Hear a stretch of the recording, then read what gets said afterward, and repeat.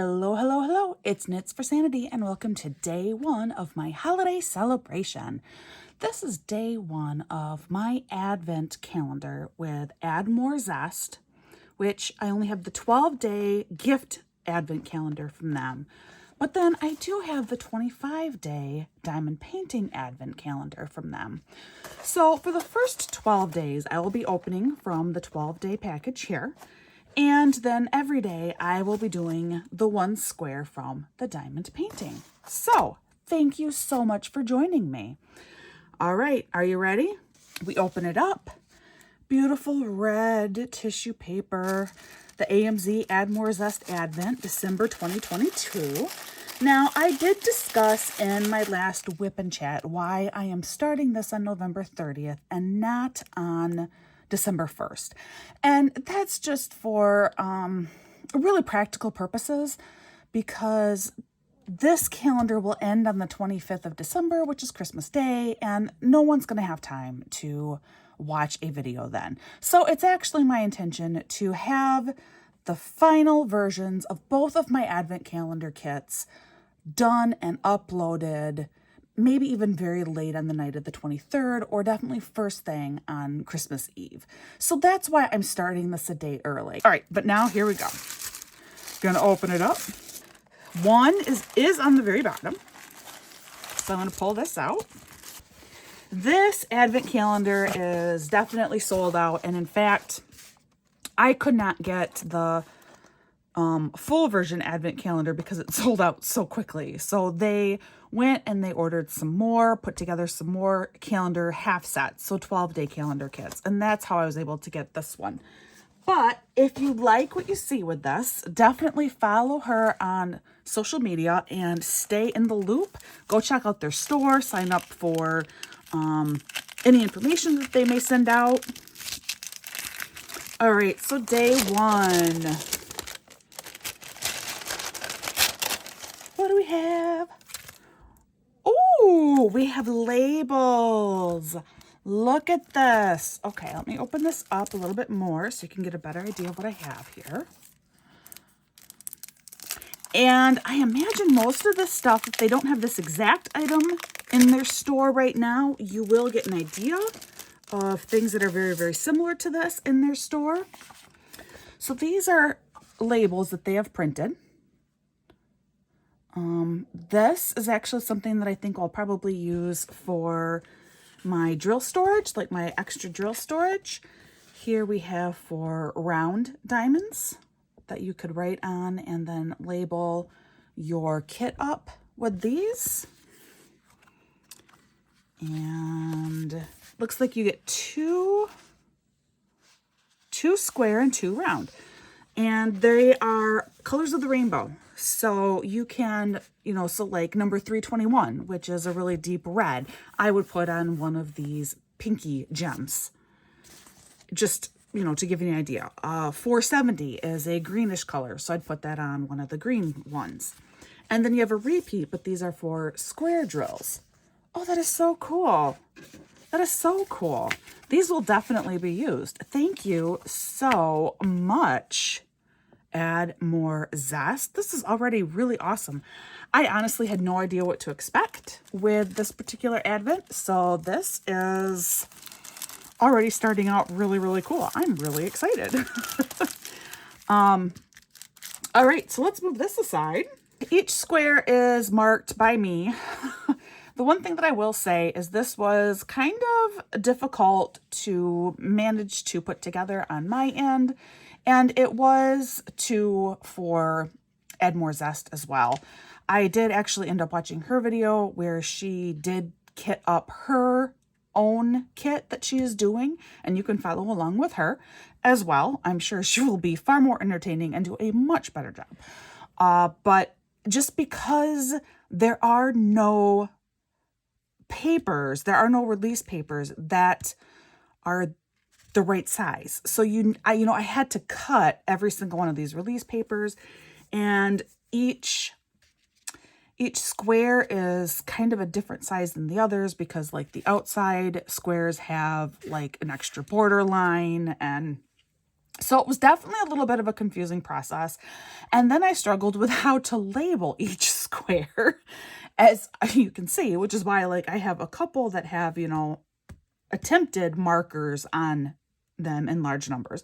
And then that didn't work. So then I just took and I labeled each one on a little sticker and stuck the sticker on there. Of course, because they're release papers, these stickers do fall off. I went to bed last night and I found number 22 stuck on my shirt. I put this together yesterday afternoon. So I don't know how long number 22 was floating around with me, but number 22 was on my shirt last night. So I had to replace him just now. All right, so every day, the plan is you remove one sheet. See, look, number 1 just came flying off. Now, because of how, like I said, because these are all slightly different sizes, I am thinking I'm just going to fill in what is exposed. So I'm not going to get, like this side, I won't be doing this one border row that's not exposed. I'm just going to leave it alone. And when I do number 16, then I'll fill in that extra row. I'm not going to be super picky about this. It's just not worth it. All right, so my diamond painting notebook. If you don't know my system, this is how I always do it. I put all of the color codes on one side. I put an image of the final product on the other side. I like to be able to refer to it. Just gives me an idea of what I'm doing. And let's begin. So the way that these videos are going to work is not like a normal whip and chat type video that I do. Instead, I want to try and keep these fun and shorter. So my plan is that for the Advent calendar diamond painting videos, I am going to share Christmas stories with you, just 1 or 2 stories. And because I think I'm going to run out of good Christmas stories to share, I may end up looking for stories that I can find online, other just great Christmas stories online. And having said all of that, if you have a great Christmas story and would like to share that with me, please shoot me an email. And I will keep it as anonymous or as specific as what you want. If you have a great story, but you don't want anyone to know that it's your story, that's fine. I won't use your name and I won't use any identifying details. If you do want the whole world to know that this is you and your story, let me know that as well. And I will make sure that everyone will be very, very aware that it is your story. I mean, obviously, I will never take credit for a story that is not my own. I will make it very clear that this is not my story. It is someone else's story. But they have stated that they wish to remain anonymous. And then after I am done with my story, what I want to do is just do a time-lapse video until I get done with this square and then show you the final square at the end. All right, so my other unboxing, which is a hand dyer yarn company advent calendar that I am doing, every day on there I am sharing a different interesting fact or tidbit about the holidays, specifically Christmas in this case. Just that's what we celebrate in my house, and it's often easier to research facts about Christmas. Well, for today's video, I discuss decorating hazards.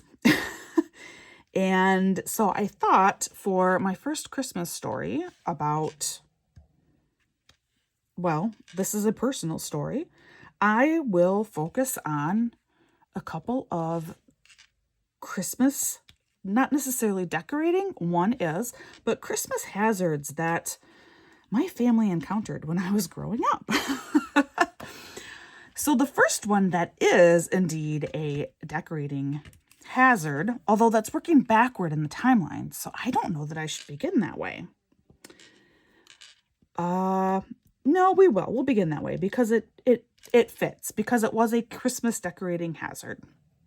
So one year for Christmas, and I would have been, it would have been my senior year of high school or early in college. I was basically an adult when this story happened. But every morning, on Christmas morning, my dad would come down and he would light a fire in the fireplace. And he was always really careful to move the stockings out of the way. He was normally quite responsible and very, very careful about these things. Well, this particular Christmas morning, he didn't move the stockings yet. He had just bent down, and I think he was maybe opening the damper on the underside of the fireplace. I can't remember for sure what it was that he was doing, but I want to say that he was probably opening that damper. And the middle, which was my sister, because I'm the oldest of 3 girls, and the middle sister's stocking, the stocking holder fell off from the fireplace mantle and hit my dad in the back of the head. He had quite a gash. He was bleeding. There was serious, I saw it happen, and there was very serious consideration, like, oh my goodness, do we need to take an 8 a.m. trip to the emergency room because Dad got hit in the head by a stocking holder that fell off from the mantle? But after talking with him and stuff for a couple of minutes, he was fine. There did not actually seem to be any real damage that had been done. He washed up. I think he did actually need to apply a compress or possibly even put a bandage back there. So he was okay, fortunately, but it could have been insanely serious. So this is just my reminder to you that if starting a fire in your fireplace, first, make sure that you have any flammable objects out of the way, which my dad would have done. But before you even do that, just move the stockings, and especially those really, really heavy stocking holders, out of the way. Okay, just move them out of the way. So that is potentially tragic Christmas story number 1. The other story, and first, a shout out to my mother. God bless her. I share this story not to cause her grief, but because it really is very amusing and it has lived on in legend and lore within my family. So several years prior to my dad's accident on Christmas morning, a tradition in my family growing up was that my mother would always make this breakfast casserole. And it's the only time of year that she would make this breakfast casserole. I loved it. I just thought it was the yummiest thing ever. It was like a really thinly sliced ham and egg and cheese and bread. A pretty somewhat traditional breakfast casserole if you are familiar with that kind of thing. And she only ever made this for Christmas morning. She'd prepare it the day before or whatever, and then we'd just pop it in the oven for Christmas morning. And that would bake while we opened our presents. Well, she did that. The casserole had been prepared. She popped it in the oven, and we opened our presents. And I think actually it probably was taking us a little bit longer to open our presents than what it normally maybe would have. Probably because we were all slightly older at that time, so we weren't quite as much in a frenzy anymore. That's just my speculation now, having been a mother for 14 years and kind of knowing children now. So the casserole must have finished early, and my mom went to remove it from the oven. And she put it on the burners. Here in the United States, quite often, it's your oven, and then on top of the oven is your stove. So she took it out of the oven and she put it on top of the stove on a couple of burners. Well, what she did not realize until we heard a big pop was that one of those burners was still lit. It was still on. And it's she had an electric stove. So you don't hear when a burner is on. And I don't know why she didn't see it unless she maybe accidentally turned it on, or maybe she thought that it was off but was cooling, because electric burners turn a really, really bright red typically. I am still not entirely sure how it happened, but one of those burners was on, and glass sitting on top of a hot burner means exploded glass. Half of this breakfast casserole was filled with glass. It just exploded right up into that breakfast casserole. Well, the joke is that we all ate glass that morning because my mom was so devastated. And again, I get it, especially now as a mom. The holidays are so stressful and you work so hard to make sure that everything is ready and planned and, you want a good day. Well, my mom was quite devastated when this happened. She was very upset. And so we were all given very strict instructions that we were eating this casserole. We were just going to eat the half of the casserole that was unaffected, supposedly, by glass. And so we did. We all had very small portions of our breakfast casserole, and we all very gingerly ate them. And again, I mean no offense to my mom because I get it now, but all three of us children swear to this day that it was a little bit crunchy. So those are my two almost tragic holiday stories. Accidents of Christmas morning. All right, so this little video is probably going to be the longest of all of them just because I am explaining how everything is going to work for the next month. Well, almost a month. And so now what I will be doing is I will actually continue recording, but you will just see a time lapse with some really lovely music in the background until I get to the very end, and then you will see the finished square. So just sit back, watch me in super fast speed, and I'll see you on the other side.